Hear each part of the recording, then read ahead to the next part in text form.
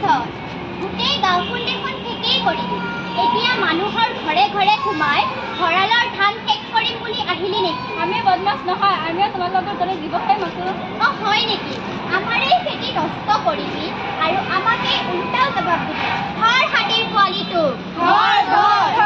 মাধৱ ভাই, আপোনালোকে শান্ত হওক। আপোনালোকে খুব মই বুজি পাওঁ, কিন্তু আপোনালোকৰ দৰে আমিও যদি জীৱ ইতিমধ্যে মনুষ্য জাতিয়ে আমাৰ বাসস্থানৰ লগতে খাদ্যৰ কাঢ়ি লোৱা হৈছে। এনে অৱস্থা আমি ক'ত যাম আৰু কি খাম? আমি তহঁতৰ একো বাসস্থান ধ্বংস কৰা নাই, মনুষ্য বাৰ্তাহে কৰিছোঁ। মোৰো ঘৰ সংসাৰ আছে, ময়ো খেতি বাতি কৰি পৰিয়ালক পোহপাল দিবই লাগিব। খেতি নকৰিলে আমি খাম কি? আৰু আমাৰ পৰিয়াল আছে, তোমালোকৰ পৰিয়াল আছে, আমাৰ নাই নেকি? তোমালোক জীয়াব লাগে আৰু আমি মৰি যাওঁ।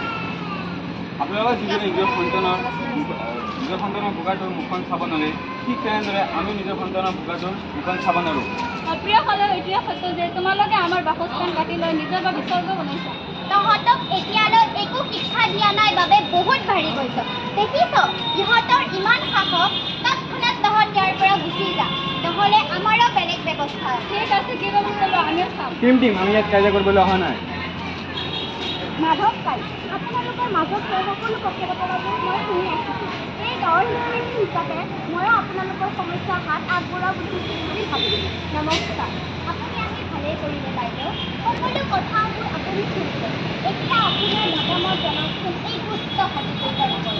মাধৱ কাই, এই লোকৰ সমস্যাৰ ওপৰতো আমাৰ মন দিব লাগিব। নিশ্চয় পৰিৱেশত এটা কিবা পৰিৱৰ্তন হৈছে, নহ'লেতো আগতে হাতীৰ জাতবোৰ আহি গাঁৱত সমস্যা কৰা নাছিলে। তেনেহ'লে কি বাইদেউ আমি খেতি কৰা বাদ দিম নেকি? আমি খেতি কৰি সিহঁতক খাবলৈ এৰি দিম নেকি? আমাৰ জীৱনৰ কষ্ট, আমাৰ জীৱনৰ একো মূল্য নাইনে?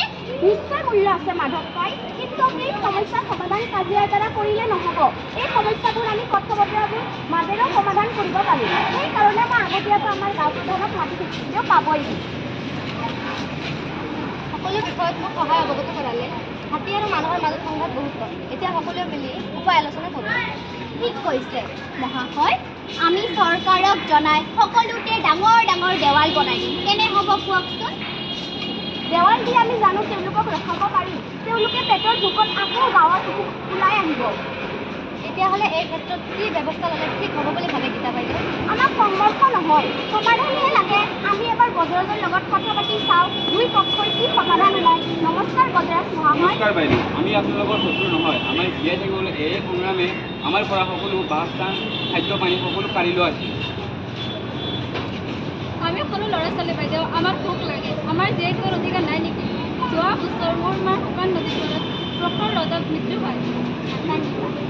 আমি ইমান দিন ধৰি তেওঁলোকৰ কাষৰীয়া অঞ্চলসমূহ অবৈধভাৱে দখল কৰি আছিলোঁ। এইবাৰ সময় হ'ল আমি এই অবৈধ দখলসমূহৰ অঞ্চলসমূহ তেওঁলোকৰ বাবে মুকলি কৰি দিয়া উচিত। আৰু মই তাত হাতীৰ বাবে কলগছ আৰু বাঁহগছ লগাম। হয়, মই এবাৰ প্ৰশাসনৰ লগত কথা পাতি চাম। বহুত ধন্যবাদ। আপোনালোকক কথা দিলোঁ যে খাদ্য আৰু বাসস্থান পালে আপোনালোকৰ গাঁৱত সোমাই খেতি নকৰোঁ। যেতিয়া মানুহ আৰু প্ৰকৃতৰ ইজনে সিজনক বুজে, তেতিয়া প্ৰকৃতিৰ ধাৰসমূহ অটক থাকে।